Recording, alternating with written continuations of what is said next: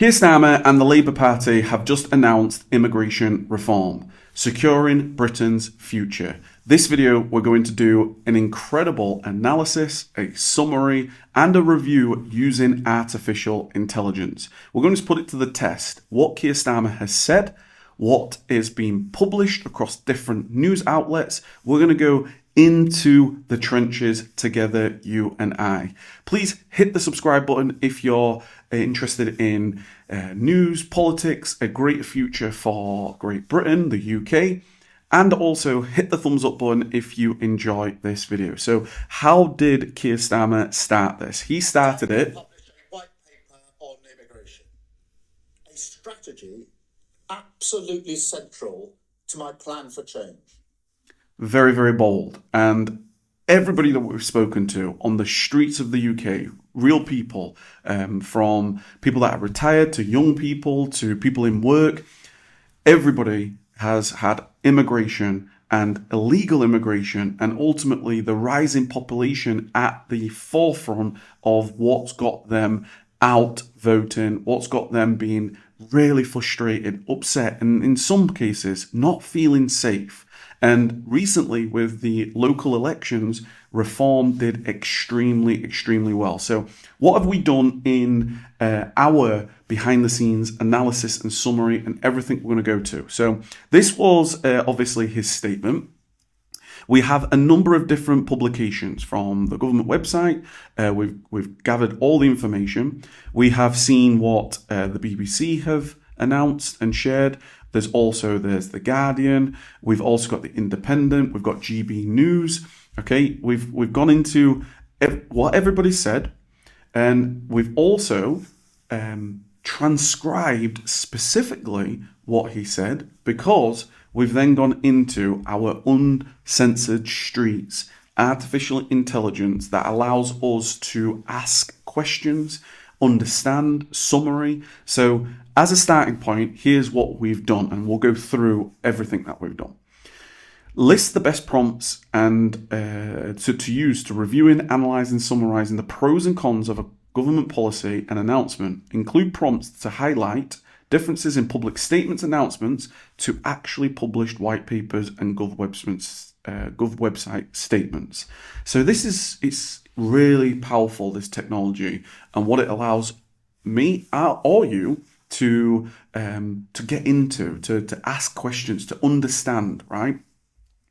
So, for example, review and analysis prompts. Summarize the main goals and expected impacts of this new government policy.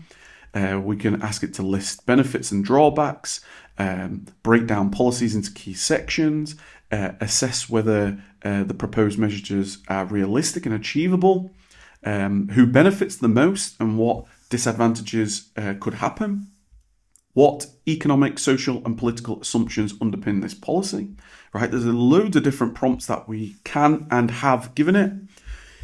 There's also comparisons to what people say out in the open, right? Keir Starmer's done his speech compared to actual policies, so we can highlight the differences between Prime Minister public announcements and official white papers. Compare government's press release to actual policy wording. Is there any costings and gaps? Really interesting. So here's what we did. First of all, we uploaded the Keir Starmer speech transcript to summarise the main goals and expected impacts of this government policy. So here's what it came out with. I'm going to test this and I'm going to share we're going to do some more tests at the end of this video. So please do give it a big thumbs up if you enjoy this, and please hit that subscribe button. So the main goals of this, so we fully understand, to significantly reduce immigration. Net migration promised to fall significantly by the end of this parliament. There's been no hard target set, but emphasises that reversing nearly 1 million net migration figures under the Tories. Take back control of borders, okay? End what Starmer says, open door borders policy. Link migration to national interest, okay? Crack down on abuse and enforcement. End resilience on cheap labour. Restore social trust, okay? So really, really interesting. You can see on screen a number of things that it's come up with. Expected impacts. To lower net migration, to form as pressure relief, skills boost, business reform, and public confidence restored. So a number of things here. A direct result of stricter rules across work, family, and study visas routes. Aims to ease housing and public service strain. Drive up domestic apprenticeships and job opportunities for British youth. I'm a big advocate of apprenticeships. That's how I got started. Forces employers to hire locally and invest in skills training, especially low-wage sectors. Designed to rebuild trust by aligning immigration policy and public expectations. Okay. So what I did then is it asked me, do I want a side-by-side with Reform UK's immigration stance? And I asked, yes, please give it side-by-side. You can see here the comparisons. Here's Labour and Keir Starmer, and here is Reform. Reduce immigration significantly, restore control, focuses on fairness and national interest. Reform frees non-essential immigration entirely, end mass immigration and secure borders. Tougher enforcement, new skill language requirements, 10-year settlement rule, new Department of Immigration, pick up the boats and return them to France and leave the ECHR. This is the Organisation of Human Rights. Link visas to skill investment, reduce reliance on cheap labour, rise skill thresholds, and then from a reform, rise employer national insurance to 20% for foreign workers, invest in British apprenticeships. Okay. Reduce strain on housing and NHS by cutting lower paid migrant intake. Stop immediate benefits access. Require 5 years of work to qualify. So reform's very much like stop the benefits, and Labour is just let's reduce the strain. Illegal immigration. Crack down on smuggling gangs. Empower law enforcement. No exit. There's no exit from the ECHR. Whereas reform, deport all illegal migrants. Process everything offshore and bar asylum from safe countries. Okay, so if you're coming from a safe country, then you know there's still going to be some asylum, obviously, but exit the ECHR. This goes on, really, really interesting. So the key differences: Labour still allows controlled immigration and prioritising diplomacy, international obligations, while Reform advocates as rapid border lockdown, ECHR exit, and economic nationalism to directly benefit British citizens. Okay, so here's what I did, and here's what we've done. We then summarised the GB news article. So I copied everything here, and I basically posted everything that was on the website. And the wonderful thing is about this technology, it then does it. It shares a summary. So Keir Starmer has introduced new immigration white paper, so we know that. Starmer emphasises controlled, selective and fair approach. Okay. However, Conservative MP Matt Vickers criticised the announcement, labelling it a smokescreen intended to distract from a parliamentary vote on the Borders Bill. Interesting. Borders Bill. Argued that the bill would allow illegal immigrants to become British citizens and remove age verifications, expressing scepticism about Starmer's commitment to controlled immigration. Interesting. It's sparked debate, some viewing it as a necessary step to restore public trust, while others question their effectiveness and underlying motives. I did the same for the BBC article. So the BBC is obviously here, and they've done their announcement. So I copied and pasted. Let me know your thoughts so far. This technology is really, really incredible. I can ask it anything. I can talk to it. I can, and we'll do a couple at the end here as well. But I did quite a lot of this summary, and I thought it was really interesting for you. So here's BBC's summary. Kier Starmer has unveiled a long-anticipated immigration white paper. Here's the key measures. English language requirement. Settle period doubled from 5 to 10 years. End to automatic settlement for some visa categories. Ban on recruiting care workers from overseas. Pushing employers to hire UK nationals.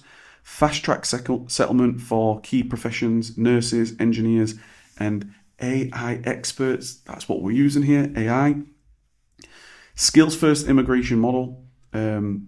Raising the visa thresholds to degree level. Interesting. And cuts expected. So here's interesting here. 50,000. 50,000. What's that in comparison to the nearly 1 million? Is it going to make a difference? Let me know. Comment down below. So Starmer says that the policy is designed to end dependency on cheap foreign labour and invest in British skills. Critics, including Reform UK, say Labour is reacting to their rising popularity, while Tories accuse Labour of delaying a migration cap and playing catch-up on enforcement. Oxford researchers warn that the new rules may split families, increase visa revenue, and make long-term settlement harder. Political context, this is seen as Labour's attempt to respond to public anger on both legal and illegal migration after Reform is the local election surge. Reform absolutely landslide across all of the councils. They did really, really amazing, and Labour has to react. Okay, so what's the comparisons? So the BBC article is public service tone. The focus is on policy details and legislation implementations. The tone, natural and analytical.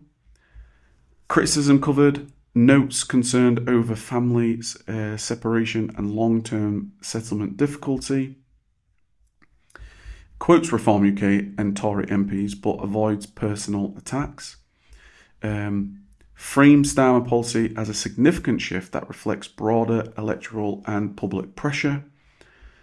Emphasises administration details and long-term objectives. Here's the GB article. Outrage-driven commentary. Political fallout and criticism. Frames the announcement as a smokescreen and distract from the Borders Bill vote. That is interesting. The Borders Bill vote. Strong focus on the Conservative MP attacks on Starmer. The tone is confrontational and emotionally charged. Uses phrases like madness, smokescreen, and not being held to account. Interesting. Can you see how fascinating this is when you start to really look at the details and ask AI questions to summarize, to analyze? It's really, really interesting. It allows you to really just give better context. You can see here the key differences from BBC to GB News. Neutral, fact-based, combative, emotional. It's Conservative, Lib Dems, Oxford. Interestingly, BBC didn't say Reform, did they? Let's scroll on down here. So what key points were left out of the speech but included in the detailed government document? So here's it was a good question, really. So not explicitly covered in speech but in the white paper. So elimination of overseas recruitment for care workers. The white paper specifically policy to stop care workers' visas and force recruitment of UK nationals. Okay. The speech was broad language reducing low-wage migration, but this specific ban was not stated. Interesting. Fast-track settlement route to select high-skilled jobs. This was a a clear proposal to fast-track settlement for nurses, engineers, and AI experts. This just reference valued high skills, but did not explain the fast-track route. Delay until 2026 due to required primary legislation. Notes major reforms requires new laws delaying impact until the next parliamentary session. The speech, there's no mention of a timeline or legislation. Can you see how insightful this is? It allows you really to see what the benefits are. It's really easy to use this technology. We've created this custom one that it knows all labour reform. It knows what we've spoken about in the past. It's really, really insightful. If you are interested in having access to this, comment down below and then we will see how we can make this accessible so you can use it yourself. Strategic omissions from public framing. The 10-year settlement delay was mentioned, but was not connected to the financial burden or lack of permanent rights until late. Critics' concern over family separation, integration difficulties, and language test fairness was not acknowledged publicly. This shows that the speech is crafted to appeal emotionally and politically, while the white paper holds the mechanics, costs, and enforcement realities. Interesting. Evaluate the evidence used to justify this policy. Is it strong, weak, or misleading? So, a couple of claims. Claim 1. Net migration reached nearly 1 million. That's chaos. The evidence is moderate. It's factually correct. Net migration hit a record of 906,000 in 2023, but misleading context. There's no breakdown of how much of that skilled labour, students, or dependents. This lumps everything together, legal, illegal, high-skilled, low-skilled, masking the complexity. Interesting. Claim 2. High migration doesn't equal growth. High migration doesn't equal growth. We've had both high migration and stagnant growth. Evidence is weak. This is a correlation without causation. Economic stagnation has multiple causes. Brexit, global inflation, low investment, yet Starmer implies immigration is to blame. There's no clear data that represents to support this argument in the speech or white paper. It's theoretical, not analytical. Claim 3. Industries are addicted to cheap labour instead of training locals. Evidence is partially valid. It's a familiar criticism, especially in sectors like agriculture and care, but the policy doesn't provide concrete figures or case studies showing abuse of visa systems and failure of employers to invest. The speech omits how many British workers want jobs in these sectors, a key point if supply isn't meeting demand. Interesting. The claim, visas up, apprenticeships down. Example, engineering. Evidence, strength, questionable. There's no actual data cited. While visas and apprenticeships declines may be true independently, Starmer gives no proof of the direct substitution or dependency. This weakens the claim that migration is undermining training. Justification for English language crackdown. Reasonable but selective. Starmer uses cultural arguments, integration, learning our language, but ignores Oxford University data showing that 90% of migrants already speak English well. This makes a case to look more symbolic than practical. Interesting. It's very interesting. What's your thoughts so far? What's your thoughts when we're reading through this together? I know I'm going through it quite quickly. I know I'm being, kind of reading it out loud, but it is very, very interesting. Would you like a breakdown of how this compares to Reform's evidence-based messaging? Yes, please, I said. Here's evidence-based. Net migration is too high and harms growth, housing and public services. Reform just basically saying mass migration is unaffordable, unsustainable and a cultural threat to Britain. Evidence used, general stats, but weak links to economic impact, specific stats on foreign aid, housing crisis, benefit claims, and legal loopholes. It's all very, very interesting. Very interesting indeed. So how this works, okay? So I could, let me scroll up to the top. What can we have here?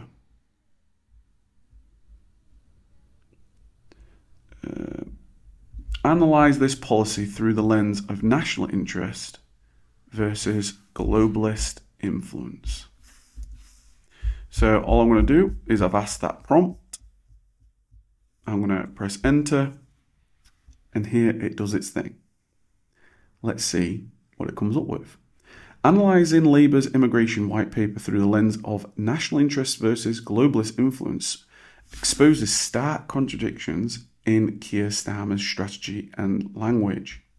Okay. National interest framing, what Labour claims. Take back control is resurrected from Brexit, repositioning as a Labour message. Settlement becomes a privilege, not a right, designed to appeal to British sovereignty. Tightening English language requirements and focusing on integration suggests cultural protectionism. Shutting down recruitment of care workers from abroad appeals to protect British jobs. Nationalist appeal. Labour is clearly trying to occupy Reform UK's territory by claiming it is now putting British people and workers and skills first. The idea is to restore trust with the working class voters. Interesting. Globalist influence. What's still embedded? There's no exit from ECHR. Starmer refers commitment to international legal norms, blocking true sovereign enforcement powers. Fast-track migration for elite global talent. Reinforces a global market approach, favouring skilled label, foreign label over working class British reskilling. Interesting. Visa fee revenue as motivation. Migrants staying longer equals more fees paid. This is neoliberalism, globalist incentive disguised as reform. Delay in implementation until 2026 signals prioritisation of legislation process over immediate national correction. Reform is very much like, let's do this immediately, and Labour is saying 2026. Starmer also admits needing international agreements to enforce illegal migration returns, a globalist dependency, not a unilateral action. Okay, here's some hidden contradiction. Labour is borrowing language of nationalism and mask as fundamentally globalist structure. While talking British jobs for British workers, the policy perseveres supranational treaties, prioritises global elite recruitment, and avoids withdrawal mechanisms used in true nationalist governments, like in Hungary and Italy.